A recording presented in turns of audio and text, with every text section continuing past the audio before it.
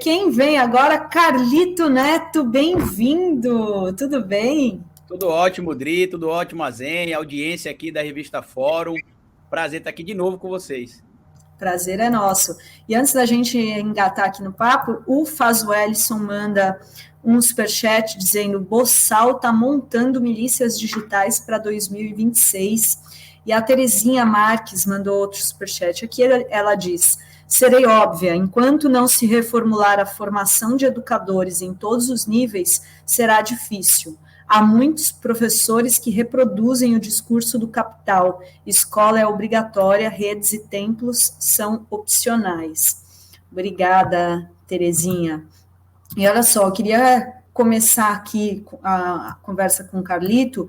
Hoje a gente teve tem uma notícia de que o Ministério Público vai recorrer àquela decisão do TCU das joias, do caso das joias, daquela polêmica, dos presentes que os ex-presidentes não precisariam devolver os presentes, o que alguns entendem que abriria uma brecha para livrar o Bolsonaro. A defesa do Bolsonaro até chegou a entrar com uma ação pedindo o fim das investigações nesse caso, mas os juristas aqui que a gente entrevistou, todos foram unânimes em dizer que isso não livra o Bolsonaro.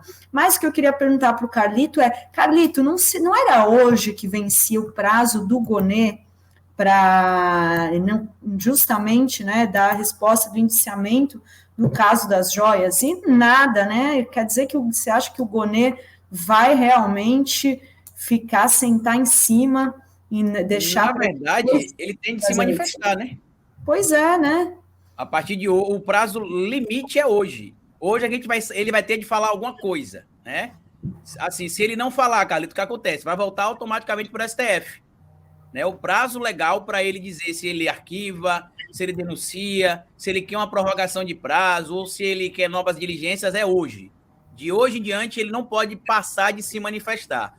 O que tem me preocupado, Dri, é esse papo de que, por cautela, o Gonê está pensando em só denunciar o Bolsonaro depois das eleições. Será que o Gonê lembra que o Bolsonaro não teve cautela nenhuma em planejar um golpe de Estado? Ninguém aqui está pedindo para que o Gonê haja como o Sérgio Moro, para que o Gonê haja como o Deltan Dallagnol. O que a gente está pedindo aqui é basicamente para fazer valer a lei. A Constituição diz claramente lá no seu artigo 5º que todos são iguais diante da lei, independente de qualquer circunstância. Mas se você é um político que, inclusive, nesse momento está inelegível, você não pode ser denunciado, porque isso pode atrapalhar o curso eleitoral. O Ministério Público, a Justiça, não tem que se pautar pelo calendário eleitoral, Dri. Na verdade, eles até têm, mas para aplicar punição a políticos que, durante o período eleitoral, cometam crimes. Então, eles têm de olhar o que pode e o que não pode dentro do período eleitoral sobre a eleição. Sobre outros fatos, chega a ser medonho. A gente está discutindo isso, inclusive, ouvindo outras pessoas em outros lugares discutindo isso também, porque, como bem citou o Cacai em passagem recente, acho que até por aqui também, as denúncias estão prontas. Muito trabalho, muito bem feito pela Polícia Federal. Não sei se o Azenha teve a oportunidade de ler o relatório, mas são 2.042 páginas. E é interessante, Azenha, que eles fazem assim, ó. Eles pegam o primeiro relatório, aí montam o segundo relatório complementando com o material do primeiro. Aí depois monta o terceiro relatório complementado com o material do primeiro e do segundo. Tanto que durante as 2.042 páginas, você vai ver sendo repetida várias vezes o mesmo material, mas é como se eles fossem descobrindo informações novas e fossem conectando os pontos que estavam soltos. Por que eles fizeram isso? E eu acho também, Dri e Azenha, que a demora da Polícia Federal em denunciar o pedido de indiciamento do Bolsonaro, que muita gente criticou também, foi por conta disso, né? Porque eles perceberam que o Gonê pediu novas diligências no caso dos cartões de vacina, porque ele tinha algumas dúvidas. Então, acho que a polícia falou, ó, vamos amarrar logo tudo que tem de amarrar aqui, porque se ficar essa ponta solta aqui, ele vai querer questionar, e aí vai demorar mais e vai demorar mais. Então, eu, Carlito Neto, respeito muitas instituições, em especial as instituições do Estado brasileiro, independente de eu simpatizar com quem está lá ou não, mas se o Gonê for leniente, a palavra mais suave é essa mesmo, em não formalizar uma denúncia contra o Bolsonaro hoje, aí, sendo bem honesto, Dri, ele vai dar motivo para todo o escrutínio que estão fazendo contra ele. Eu sou um cara, por exemplo, Azenha, que tô todo dia no meu canal falando, gente, ainda tá no prazo, vamos esperar o prazo. Se passar de hoje e ele pedir, por exemplo, prorrogação do... Para mim, se ele pedir prorrogação do prazo, é um carimbo de passada de pano. E se ele pedir novas diligências, é uma prova de que ele está com medo do que uma denúncia contra o Bolsonaro pode gerar para ele. E aí, ele vai estar traindo, de certo modo, os 2 ministros que fizeram lobby pela indicação dele. O ministro Gilmar Mendes e o agora atacado ministro Alexandre de Moraes. Então, eu acho que até para o bom funcionamento das 2 instituições, Procuradoria-Geral da República, Ministério Público, né, junto ali com a Procuradoria, e o STF, o Gonê deveria, neste momento, fazer valer a letra fria da lei. Não importa a decisão do Ministério do TCU, né? Porque só para a gente lembrar que você comentou, só para eu passar a falar para você e para o Azenha, André, o TCU é um órgão ligado ao Poder Legislativo. Ele não apita absolutamente nada sobre o Poder Judiciário. Nada. Quem entende o que é lei ou não é o Poder Judiciário. O que os capangas do Bolsonaro e do senhor Ciro Nogueira fizeram no TCU, basicamente criar uma cortina de fumaça para que o pastor charlatão, junto com outras figuras, compareçam no 7 de setembro em São Paulo para fazer arruaça. Basicamente isso. E até Carlito, ele tem até... Carlito, então ele tem até o fim da tarde de hoje? É só ele pra... tem até as 20h59, na verdade. Não pode passar disso. Não pode passar disso. Hoje ele tem de dizer o que ele quer, mesmo que ele peça a prorrogação do prazo. Por quê? Porque senão o pedido pode retroagir para o STF, né? E aí o STF vai pedir para ele se manifestar do porquê que ele não se manifestou, já que o STF precisa que esse prazo seja cumprido. Ele vai se manifestar até o final do dia, tanto que eu só gravei no meu canal até agora 2 vídeos. Eu normalmente gravo 3 vídeos pela manhã. Eu gravei 2, porque eu sei que até o início da noite a gente vai ter alguma notícia sobre a manifestação dele. E pela demora, eu tô ficando preocupado, viu, Azenha? Tô muito preocupado. Eu também. Ele provavelmente vai pedir para adiar, né? Eu acho que ele vai pedir mais elementos, né? Vai ficar aí jogando com esse prazo. Ele pode pedir só prorrogação, Dri. Ele não precisa dizer que quer novas diligências, não. Ele pode alegar que, por motivo de tempo, né? Porque o judiciário votou do recesso no dia 1º de agosto. Então, ele pode alegar que, como a demanda é muito alta no primeiro mês, ele quer um novo prazo de 15 dias úteis. E, se não me engano, ele pode prorrogar por 2 vezes. Se tiver algum advogado aí que possa confirmar, mas, se não me engano, ele pode pedir prorrogação por 2 vezes. Então, pode acontecer realmente de o resultado só sair depois da eleição. Porque não são 15 dias corridos, são 15 dias úteis. Gente... Carlos, tira uma outra... desculpa. Não, pode falar, Azenha. Carlos, tira uma dúvida para mim. Como é que ficou a situação das joias? Né? O MP está atuando para impedir o alívio, né? A questão, aquela discussão sobre o tal do relógio do Lula, como que ficou resolvida essa questão? Então, na lei, você não tem uma lei que retroaja para punir a pessoa, né? A gente não tem um efeito chamado no direito de efeito ex tunc, para punir alguém por um suposto crime que, na época que foi cometido, não era crime. Então, quando o Lula recebeu o relógio em 2005, não existia nenhuma proibição em relação a bens personalíssimos ou de baixo valor ou de alto valor. E, inclusive, o próprio relógio do Lula se enquadra perfeitamente ao bem personalíssimo, por quê? Primeiro, foi dado pela própria marca do relógio, e segundo, tem o nome do Lula cravado atrás do relógio. Então, você consegue entender que isso claramente é o bem personalíssimo. A partir dali, né, em específico de 2016, que o TCU entendeu que existem características, eu até vi o próprio Jorge Oliveira dizendo que não tem como descrever o que é personalíssimo ou não. Ele está mentindo, porque no acordo do TCU, a decisão lá, se não me engano, do Luiz Felipe Salomão, não era o Luiz Felipe Salomão, era outro presidente na época, confirmou que o que eram bens personalíssimos, por exemplo, camisa de time de futebol, caneta com baixo valor, roupas de baixo valor, perfume também. Então, joias não são bens personalíssimos. E outro ponto que a gente precisa trazer aqui, Azenha, também, que foi o que o Jorge Oliveira... Pelo que você descreveu aí, Carlito, esses itens que você descreveu, o Bolsonaro não vai usar uma joia daquelas que ele ganhou, né? Ele não só não vai usar, como ele não pode nem ter em sua própria posse. Por quê? Olha que interessante. Com a decisão do Jorge Oliveira, só para vocês verem a confusão que o TCU tentou criar, tudo que o Lula a Dilma e o Fernando Henrique Cardoso foram obrigados a devolver até 2019, então voltariam para eles. Porque lembrem vocês daquela troca de mensagens ali entre o ASEF e o Bolsonaro, eles se desesperam ao descobrir que o Lula foi notificado que teria de devolver os presentes, ele devolveu todos, e os que não encontraram geraram um DAF, o Lula pagou de quase 12 mil reais. O ASEF até fala, presidente, eu não sei como aconteceu, mas o Lula devolveu tudo. E aquilo que ele não achou foi cobrado dele também. Então, vocês veem que eles estavam preocupados com isso. Outro fator... E eles sabiam, né, Carlito? O importante é isso, né? Eles sabiam que estavam fazendo algo... E eu vou te dizer também outra coisa, viu, Azenha? A lei de introdução às normas do direito brasileiro, o Sérgio Moro gostava muito de citar isso quando ele era um juiz popstar, né? Diz no seu artigo 3º o seguinte: ninguém se escusa de cumprir a lei alegando que não a conhece.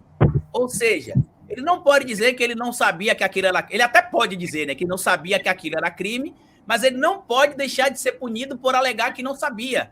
Tem exceções na regra para poder você não ter a punibilidade para quem não sabia que era crime? Tem. Por exemplo, estrangeiros recém-chegados no país, em alguns casos, você tem ali a possibilidade da não aplicabilidade da lei, não é todos os casos. Você tem também os povos nativos, que não têm convivência com a sociedade formal que a gente tem aqui hoje. Você também tem a não aplicação da punibilidade. Só que a Constituição, Azenha, Idri, ela é tão maravilhosa que lá no artigo 37 ela fala como é que deve versar-se a coisa pública. A coisa pública, na divisão dos 3 poderes, União, Estado, Distrito Federal e Município, deve ser regida por princípios. Entre esses princípios estão o princípio da impessoalidade, moralidade, legalidade, publicidade e eficiência. O Bolsonaro, só disso, já viola dois princípios. Primeiro, o da moralidade, que não é moral um presidente da República receber aproximadamente 16 ou 20 milhões de reais em presentes. E segundo, ele agora que não é mais presidente da República, ele recebe presentes? Não recebe. Então ele só recebeu o presente porque, como somos uma república democrática presidencialista, o presidente da República, diferente do que acontece em algumas nações do mundo que são parlamentaristas ou que são semipresidencialistas, o presidente da República no Brasil, ele é chefe de Estado e chefe de governo. O que isso quer dizer? Ele representa o seu país em convenções internacionais, em eventos internacionais como chefe de Estado, e ele monta o seu governo, indica ministros, indica secretários, constitui o plano de governo ali, sem necessariamente precisar do auxílio de um primeiro-ministro ou de um chanceler que divida o poder com ele. Dito isso, o Código Penal também, Azenha, no artigo 312, fala sobre o crime de peculato. Apropriar-se o funcionário público de dinheiro, valor ou bem que tem posse em razão do cargo que ocupa. Quer um exemplo fácil para você entender se é crime, Azenha? Você já foi receber prêmio em nome de alguma emissora de TV que você trabalhou? Como é que você recebeu o prêmio? Hoje está aqui o jornalista Luiz Carlos Azenha, em nome do grupo tal, recebendo esse prêmio. Então, quando o presidente recebe... é que a premiação, Carlito, valor, quando tinha um valor, era a emissora que determinava quanto ia para quem. Em qualquer prêmio que você ganha, eu ganhei prêmio ESSO de telejornalismo, ganhei na Globo o prêmio Embratel. Se existia um prêmio, era a emissora. Eu nunca, aliás, fiquei com o dinheiro dos prêmios. Sempre quando era para ser rateado, eu deixava com a equipe de apoio. A emissora que determinava, não era eu, veja bem, era da emissora, não era pessoal mesmo. Não, e quando você recebia, não era assim, o prêmio vai para Luiz Carlos Azenha. Eu falava, em nome, representando as organizações Globo, por exemplo, sim. Jornalista Luiz Carlos Azenha. Então, quando o presidente recebe esse presente, ele recebe como chefe do Estado brasileiro. É fácil você fazer esse teste, Azenha. Quantos presentes milionários o Bolsonaro recebeu de 1º de janeiro de 2023 para cá? Nenhum. Então, eu só pedia levei você a explicar tudo isso para dizer que o Gonê, então, né, Carlito?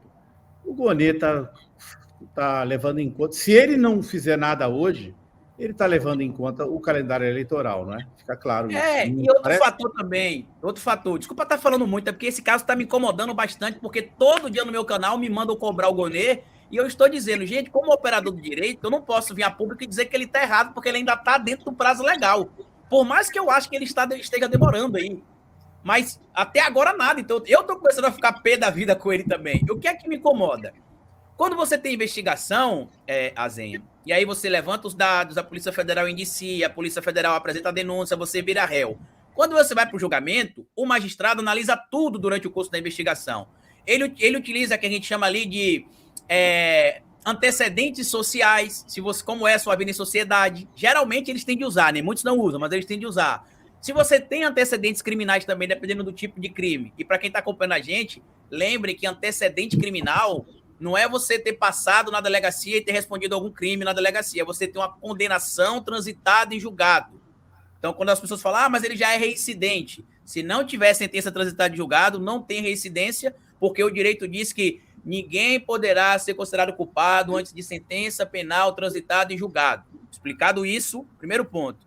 Segundo ponto, que envolve essa questão do Bolsonaro. Quando chegar lá na audiência, que for acontecer no STF, se o Gonê apresentar a denúncia, mesmo que seja depois, né, da eleição, isso vai ser levado em consideração, Azenha. Por exemplo, ele não ajudou a investigação, ele atrapalhou. E a Polícia Federal consegue provar isso com o relatório. Porque enquanto ele dizia que não sabia de nada, que não via nada, que não compreendia nada, a Polícia Federal mostra as informações de que ele não só sabia, como ele também operava o esquema. E tem um crime que ele cometeu que, estranhamente, a Polícia Federal não denunciou, que é o crime de descaminho, que é enganar, né, no todo ou em parte ali, o pagamento de imposto de entrada ou saída de produto no Brasil. A gente já sabe que Bolsonaro deu entrada em presentes que ele não declarou e que ele deu saída em presentes e também depois deu entrada em dinheiro que ele não declarou. Isso é crime de descaminho. E como esse descaminho foi cometido, que foi por transporte aéreo, também é um agravante que dobra a pena, Zenha. Então, é possível que o Ministério Público peça para poder se incluir na denúncia também o crime de descaminho. E para que todo mundo entenda como é que isso é importante para a gente discutir aqui, o Bolsonaro está sendo apontado como operador desse esquema. E a polícia tem materialidade para isso. E sabe uma coisa que me deixou muito incomodado, Azenha e Idri, eu não sei se vocês perceberam isso. Há uns meses atrás, o Rodrigo Rangel fez uma matéria muito bem feita ali com o ex-sócio do Flávio Bolsonaro, que àquela altura ameaçava o Flávio, não com as palavras diretas de ameaçar, mas dizendo que se o Flávio não pagasse a ele o que ele devia, o Flávio depois iria se arrepender, porque ele tinha certeza que alguém que vive em Brasília, que mora também no Rio, seria preso, mas não seria o Jair. E aí ele chegou a divulgar na matéria, sabe o que, Azenha? Fotos de relógios que o Flávio Bolsonaro ganhou em viagens que ele fez com o pai para Israel, por exemplo. Entre esses relógios, um relógio da Hublot, que é um relógio caríssimo, e que ninguém denunciou o Flávio Bolsonaro por isso também. Ele também não pode receber presentes. Isso não existe isso. Isso é crime de peculato e ninguém denunciou o Flávio até hoje. Nenhum servidor público pode receber presentes, né? Artigo 312 do Código Penal, porque a gente precisa lembrar, Adri e Azenha, que mesmo que transitoriamente, ministros, deputados, presidente da República são funcionários públicos. Então, por isso que a lei também se aplica a eles.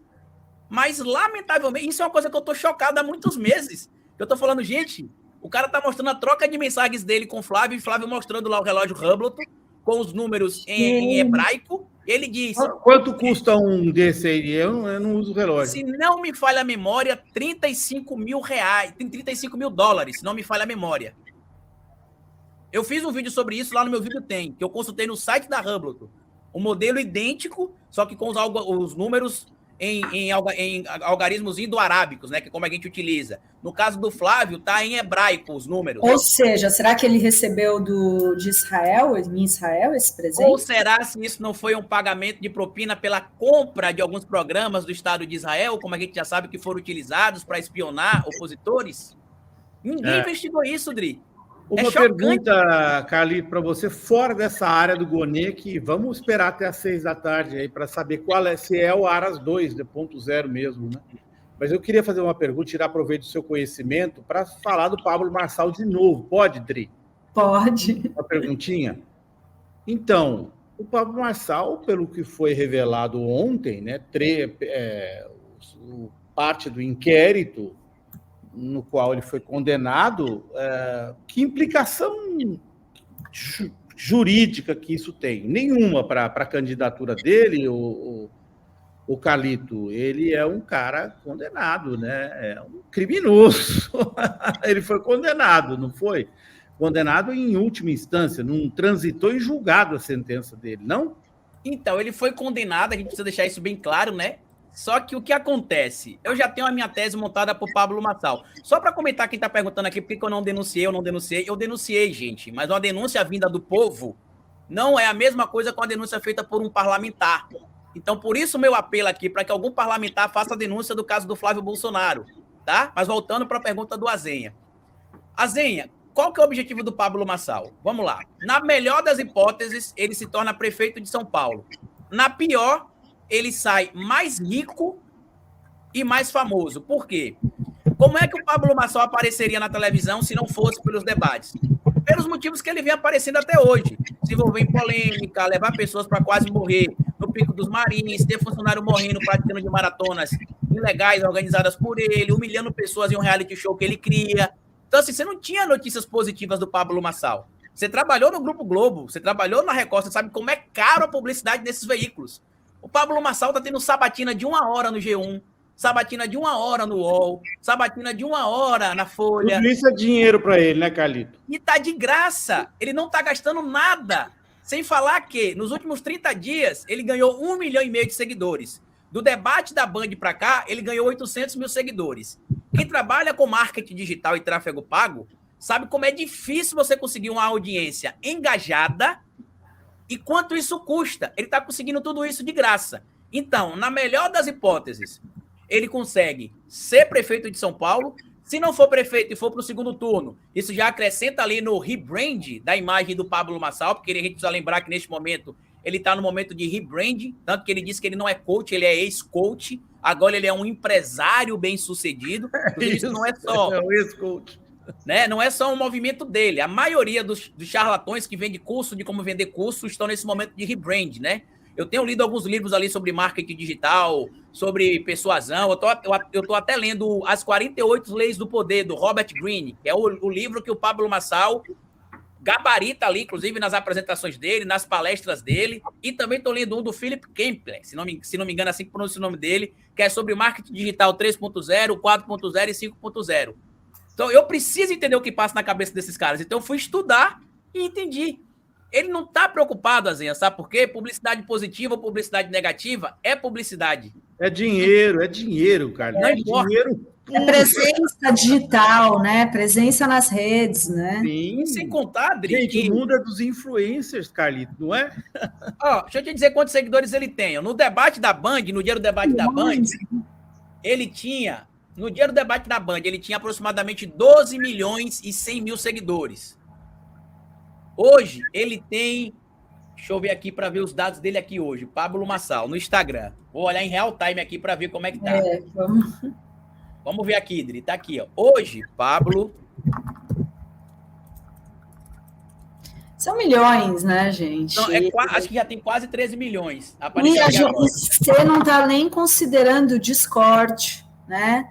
Não. Que é uma rede... Os cortes dele, né? Inclusive essa denúncia que o Ministério Público Eleitoral fez contra ele, que inclusive se ele também tiver o registro de candidatura cassado, pro rebrand dele também é maravilhoso, porque ele é um cara outsider que foi perseguido pelo sistema. Ixi, mas entendeu? isso vai vender muito seguidor. Sabe o que eu acho engraçado de tudo isso, Azenha? É ele falar que ele tem 62 livros escritos. Eu aposto pela minha mãe que todos são de ghostwriters. Não tem condição de alguém que escreve livro sério escrever esta quantidade de livros em cerca de 6, 7 anos. E depois vende, né? Vende os livros. Ixi, Maria. Ó, outro ponto que vocês precisam lembrar, tá? Eu tava ali na matéria sobre isso hoje. O policial federal que participou da operação que prendeu o Pablo Marçal em 2005 desmentiu ele, disse que esse papo de que ele era só o cara do computador é mentira. E aí o Ministério Público perguntou a ele por quê. Ele falou porque ele, inclusive, tinha um computador na casa dele fornecido pela quadrilha para poder capturar os dados das vítimas. E aí ele mesmo, porque ele era jovem, e tem um ditado que diz que peixe morre pela boca, né? Inclusive o que ele fazia era uma coisa chamada fishing, né? Que é pescaria também. Mas que peixe morre pela boca. Ele disse que ele não cometeu crime, mas que ele ouviu dizer que um dos caras que trabalhava lá junto com ele capturava dados de pessoas para cometer crime. Tanto que na sentença que o juiz fala, ele diz o seguinte: amigo, é completamente irrazoável alguém que trabalharia apenas na manutenção de computadores estar captando e-mails. E para desmentir a história dele, Azenha, se ele foi condenado ou não, ou se ele foi, ou se a condenação dele foi arquivada, não teve arquivamento da condenação. Vamos entender o que aconteceu. Pablo Marçal tinha, quando ele foi condenado, quando ele cometeu o crime, que foi em 2005, ele tinha 18 anos. Quando ele foi condenado, foi em 2010. Ele foi condenado a 4 anos e 5 meses de prisão. Quando aconteceu a condenação. 4 e 5. 4 anos e 5 meses de prisão. Isso mesmo, 4 anos e 5 meses aproximadamente. O Código Penal, a Lei de Execução Penal, a LEP, diz o seguinte, que se você tem uma condenação de 0 inferior a 4 anos, geralmente você cumpre em regime aberto. Superior a 4 e inferior a 8, geralmente em regime semiaberto. Então, o Pablo Marçal cumpriria a prisão em regime semiaberto. Só que olha a sorte que o coach picareta, como diria o Boulos, teve. Ele entrou com recurso e o recurso dele só foi julgado em 2018. Como na época que ele cometeu o crime ele era maior de 18, mas menor de 21 anos, o prazo para prescrição da sentença cai pela metade. Ou seja, se a prescrição seria em 8 anos, caiu para 4. Então, o Pablo Marçal é condenado, sim, mas ele não cumpriu a sentença. Por quê? Porque ela prescreveu, mas a condenação, ela existe. E eu estou te perguntando isso, Carlos, porque lá nos Estados Unidos, o argumento do criminoso está sendo usado, né? O Trump, ele é condenado. Ele pode recorrer, mas a condenação dele, ele consegue reduzir a sentença dele, por exemplo, mas a condenação ele não consegue reverter. Está sendo usado ele na campanha como condenado. Né? E na Suprema Corte, que lamentavelmente foi abastecida ali por Trump, né, por conservadores, né, ele conseguiu uma certa vitória, né, porque a própria Suprema Corte, que equiparando o STF, aqui interpreta as leis lá também, disse que ele pode concorrer sem problema, que inclusive ele conseguiu estender a imunidade dele como presidente para fora do cargo. Agora eu estava ouvindo uma coisa que você falou aqui antes de eu entrar, Zenha, sobre o Elon Musk e essas 800 mil pessoas que eles querem levar para cada estado. Eu não sei se você atentou ao simbolismo desse número, mas em 2018, a Stacey Abrams, a advogada, ativista, candidata a governadora, deputada também, ela conseguiu cadastrar 800 mil novos eleitores no estado da Geórgia. Isso está no meu livro, inclusive. Sim, a Stacey, sim. Ela conseguiu eleger 2 senadores democratas lá, deu vitória para Biden. É. E eu imagino o ódio do Eduardo Bolsonaro, que deu o nome da filha dele de Geórgia, em homenagem ao estado mais republicano dos Estados Unidos da América, e o Biden venceu a eleição na Geórgia. E agora o Trump está na frente. É onde eles querem virar o jogo. O Trump está... Olha, a Câmara empatou em vários estados, passou em outros. Porém, na Geórgia, o Trump ainda está 2 ou 3... Mas eles vão atacar a Geórgia, viu? Com a base que a Stacey construiu lá atrás. Então, vamos ficar de olho, né, Carlito, nessa disputa, tanto aqui em São Paulo quanto na... A Stacey Abrams, ela se conecta com o público que se conecta com a Câmara. Qual o público que a Câmara se conecta? Né? Ela se conecta muito com o público jovem, latino e afro-americano. E lá, por exemplo, em 2020, quando a Stacey Abrams fez essa campanha, porque o Azenha já morou fora, ele sabe. Lá, quando você vai votar, não é como no Brasil, que você tira o título e precisa estar aqui eleitoralmente e participar da eleição. Não. Lá você tem de comunicar que você quer participar do processo eleitoral. E aí o que acontece? A Stacey Abrams já tinha percebido o movimento, a Azenha e Idri, isso está até no meu livro, vou fazer aqui o jabá, né? O Bora Votar, que eu falo sobre a importância do voto e mostro como a ação da Stacey Abrams foi determinante para a derrota do Trump nos Estados Unidos da América, em 2020. E aí o que é que ela percebeu, Azenha? Que toda vez que latinos ou afro-americanos iam registrar-se para votar, as autoridades locais sempre inventavam algum impeditivo e que eles não conseguiam votar. O que é que ela fez espertamente, Dri?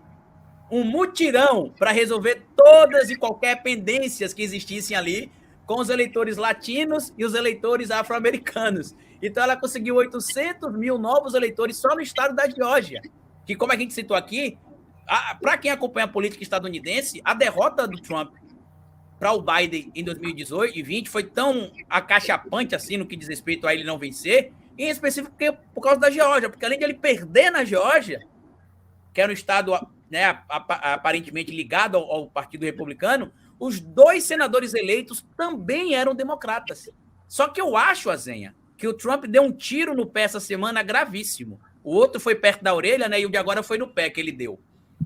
Que foi usar a Taylor Swift. Ele não sabe como as fãs da Taylor Swift são na internet. Ele não tem noção disso. Ele não tem.